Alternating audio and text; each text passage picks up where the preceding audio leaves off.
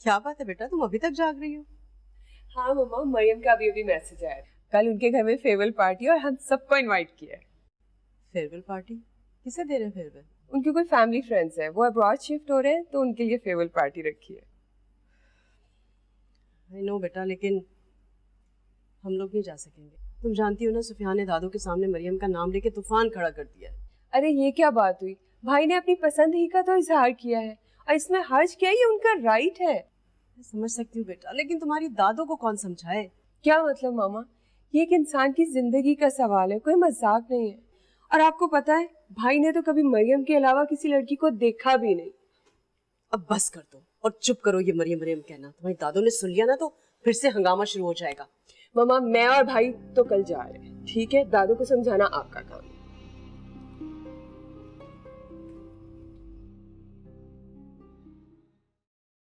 Jenny, तुम यहाँ क्या बैठा करता है? आराम कर रहा है, चलो उसका हाथ बटा।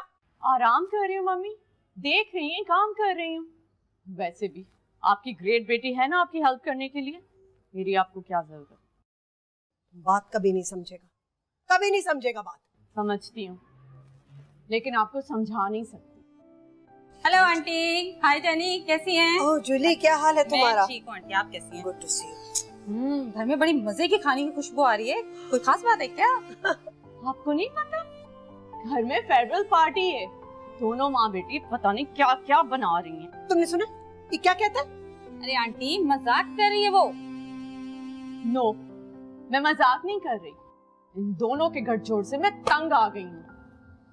Jenny jenny jenny aunty aunty थोड़े ना, जेनी अभी बच्ची है, जाने दें। बच्ची नहीं। अच्छा मुझे ये बताएं कि मरियम कहाँ है?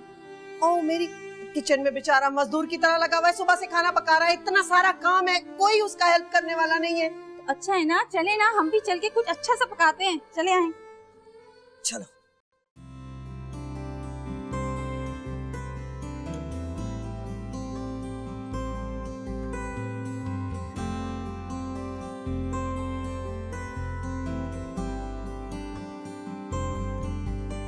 अरे क्या मतलब, यानी आप अभी तक तैयार ही नहीं हुए? बस जल्दी नहीं चाह रहा। कमाल है, आपको पता है ना कि हम कहाँ जा रहे हैं। आपको तो बहुत ज्यादा एक्साइटेड होना चाहिए। छोड़ो एक्साइटमेंट को यार, सारा सत्यानाश हो गया। सत्या दरिया के सामने पहाड़ आ गया। दादू कह रही है कि वो एक क्रिश्चियन लड़की से मेरी शादी नहीं होने देंगे। मैं जानता हूँ अपनी पसंद की दुल्हन लाना चाहती हूँ। और आप घबरा गए? नहीं, घबराए बिल्कुल नहीं। मैं सिर्फ ये चाहता हूँ कि अपनी मोहब्बत को पाने के लिए मुझे किसी बुजुर्ग की नाफरमानी ना करनी पड़े। तो भाई फिर डटे रहे अपनी बात पे, कोई कुछ नहीं कर सकता। तुम फिक्र मत करो, मुझे अपनी मोहब्बत से पीछे हटना आता ही नहीं। That's great। ये हुई ना मेरे भाई वाली बात, अब जल्दी से तैयार हो जाए।